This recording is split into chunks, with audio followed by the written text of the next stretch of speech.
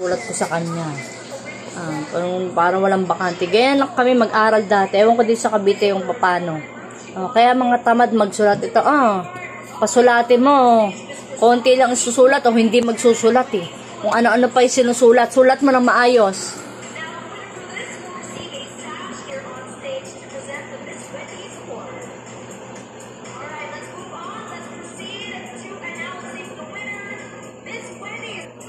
Hanggang blue, paiba-iba talaga.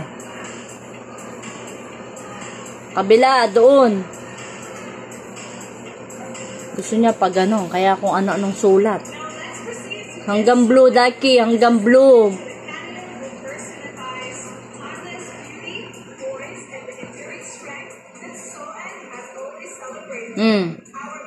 Sunod.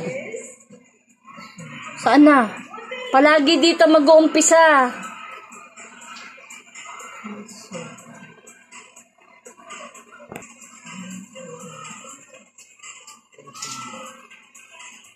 Ano hindi? Yun, doon, sunod. Dito,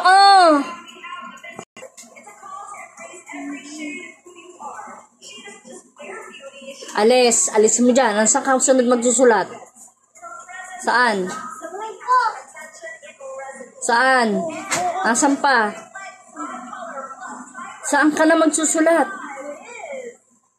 Saan? Diyan? Sigurado ka? Tapos na dyan eh. Saan pa? Yung walang sulat.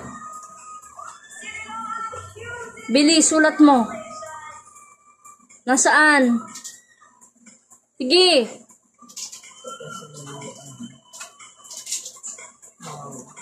Ayusin mo yung sulat. Magulo na naman. Angat, sare. Bababa na naman oh. Burahin mo yan.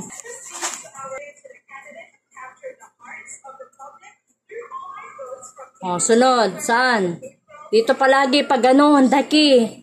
Di ba ganun ngayon turo sa'yo?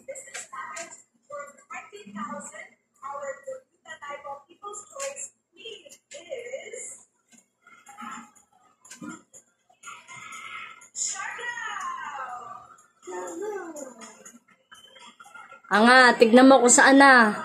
Nasaan na?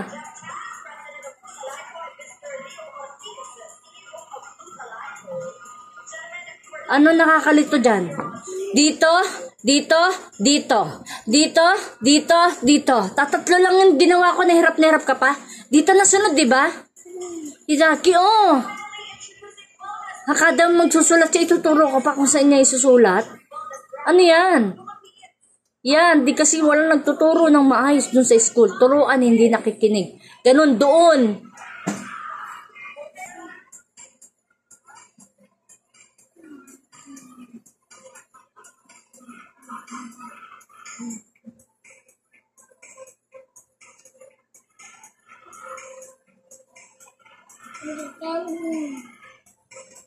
Magsusulat ka o tutunga nga?